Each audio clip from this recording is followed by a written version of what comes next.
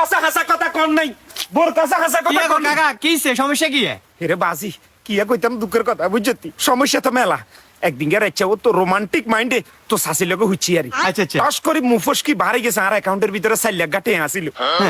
এই কথা হুইন্ডার হরের দিন সকালবেলা খালি সকাল হইবে দেরি দম করি হেতি উড়িয়ারে কয় কিয়া ওরে হুঞ্চনি আর বাই তো আলা দিলে বিষয় আছে ওই টেয়া লাগবে 1 লাখ। কি করুম হালা তো অনকা নদিলে বলে হেতির মান সম্মান চলে যাব, আমরা 1 লাখ টেয়া লই গেছে। ঠিক আবার 3 মাস হরে বিশ্বাস করবি ভাতিজা, ঠিক 3 মাস হরে হেতির আপনার বোনের বিয়ে, হিয়ানো যদি 1 লাখ টেয়া নদি বলে হেতির বাণিজ্য তো চলে যাবে আর বাণিজ্য তো চলে যাবি, দিছি আরো 1 লাখ চলে গেছে 2 লাখ।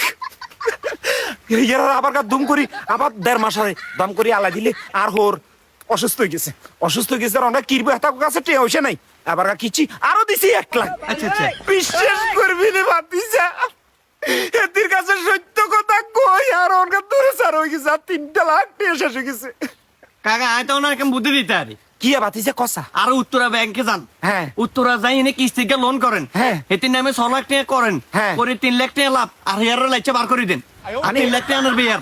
বুঝছি আমি ওই হেতির নামে আপনি 3 লাখ 6 লাখ টাকা লোন লইতাম, 3 লাখ টাকা ওই আজ যেগুন দিছে এগুন কাটা যাবে আরো 3 লাখ টাকা লাভ হইব। হ্যাঁ হিয়ার লাইচে বাড়ি বার করে বার করে দেন, বুদ্ধি এটাই। ভাতিজা তুই মন মতন একখান বুদ্ধি দিছ তালার উতালা, আইজা তুই আর এক কাছের লোক মানে আর ভাতিজা তুই আর কই গিয়া